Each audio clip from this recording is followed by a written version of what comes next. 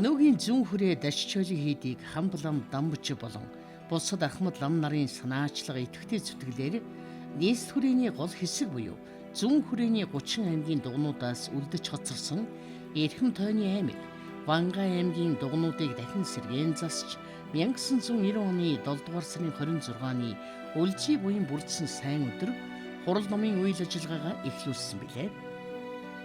Тухайн үед дахин сэргээн нээгдэж буй хийдэд Энэтхэгийн элчин сайд Бакула Эренбүчи багш яруу сонсголонтойгоо дутуу төгөлдөр нэрийг болгон Үлжий хотын номын орон буюу Дашчойлын химээх алдрыг саярхсан байна.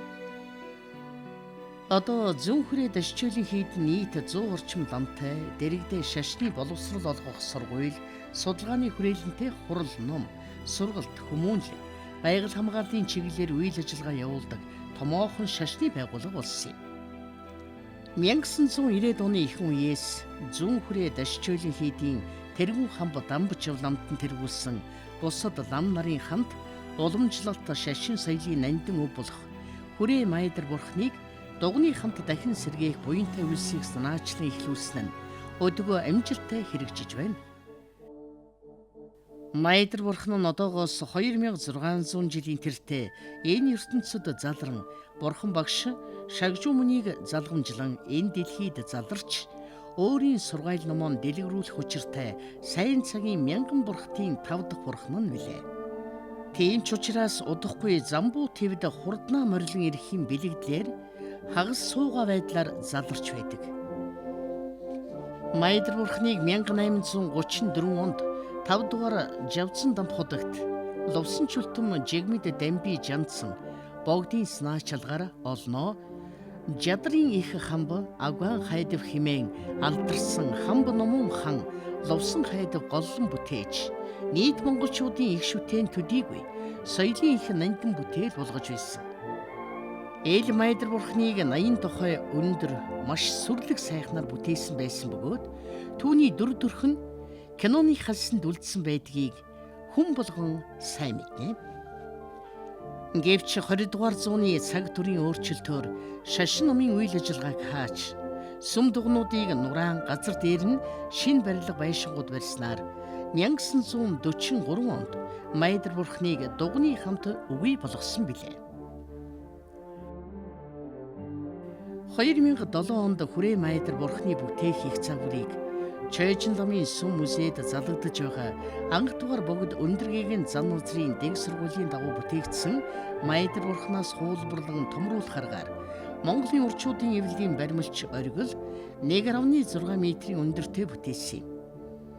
Энэ нь Төвд, Хятад болон бусад бурхны шашинт Азийн орнуудад бүтээгдсэн Майдар бурхтаас ялгаатай ур хийц харагдах байдлын хувьд өндөргийн зан узраас уламжлагдж ирсэн Монгол шинжийг агуулснараа онцлогтой билээ.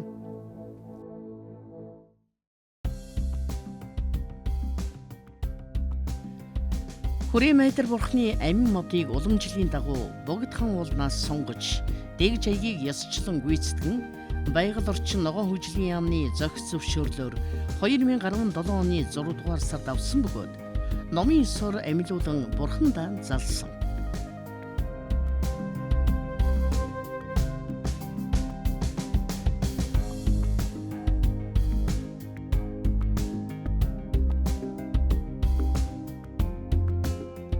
Хүрээ Майдрын дугны барилгын шав тавих зан үйлийг 2012 оны 7 дугаар сарын 28-ны өдөр гадаад дотоодын нэр хүндтэй зочид, сүсгтэн болон лам хуврагууд хамтдаа шашны ном ёсны дагуу хийж гүйцэтгэн дуган барих газрыг ажилласан.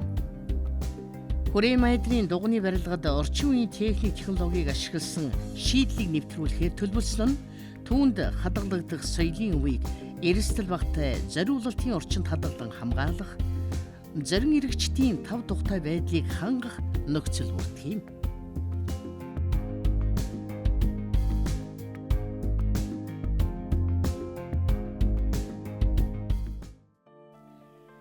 Хүрээ Майдар бурхан шүн шигний эд зүйс болон бусад дагалдах зүйсийг Улаанбаатар хотод тээвэрлэн авчирч 17 дугаар жарны ялгуулсан хэмээх модон морь жилийн зуны тэргүүн сарын шөнийн 15-ны Бурхан багшийн хэд үйдсэн өдөр буюу 2014 оны 6 дугаар сарын 13-ны өдөр зүүн хүрээ дашчойлон хийдэд хүлээлгэн өгсөн төдийгүй хүрээ майдар бурхныг угсарч хүлээлгэн өгөх хүртэлх ажлыг бүрэн хариуцаж гүйцэтгэжээ.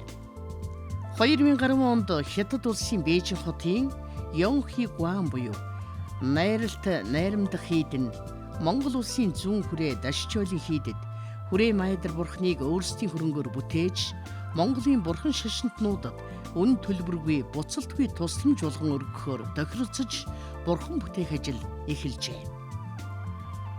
2013 онд хүрээ майдар бурхныг Хятад улсын Сичамужийн Чэнду хотын төвд болон балбурчууд баримлч ориглын бүтээсэн их загварын дагуу зэсээр бүтээжээ.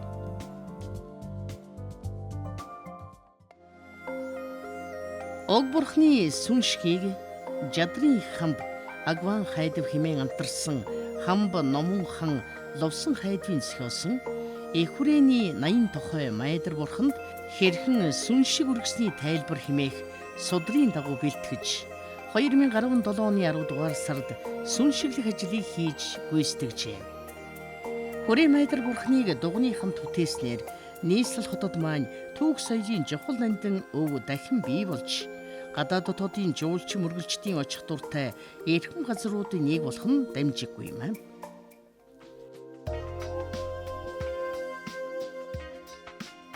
Энэхүү сүншиглэх буйны их үйлсэд нийт сүсгтэн болон ард иргэд өөрсдийн идэвхтээс наачлах гаргаж эд материал ажил хөдөлмөрөөр оролцож түүхийн дурсгал соёлын өв их шүтэнэ дахин сэргээн бүтээхэд хувь нэмрээ оруулсан.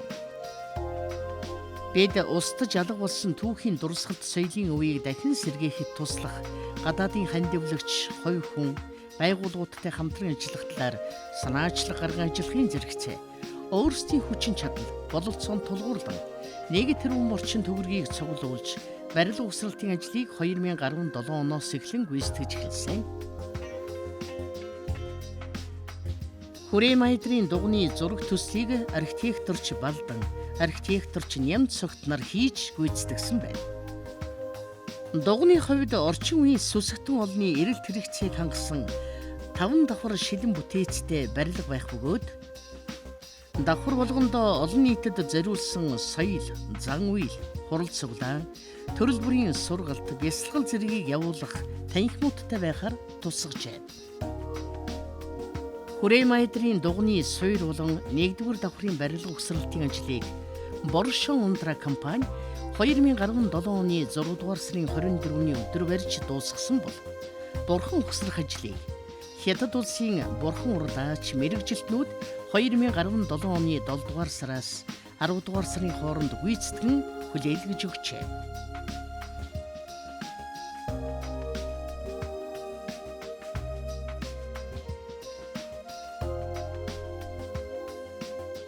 Энэ жилийн хүрээ майдар бурхныг алтдах ажлыг 5 дугаар сарын 7-ны өдрөөс эхлүүлсэн байна.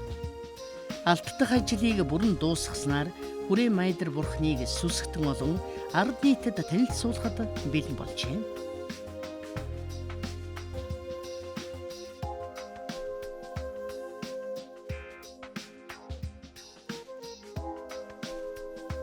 Энэхүү төслийн хүрээнд майдар бурхныг хуучин уламжлалт хэв шинжийг хадгалан орчин үеийн уран сайхны олонлот дэвшлийг тусган бүтээн залж байгаа нь уламжлалт бурхны шашны онцлог хэв шинжийг шингээсэн.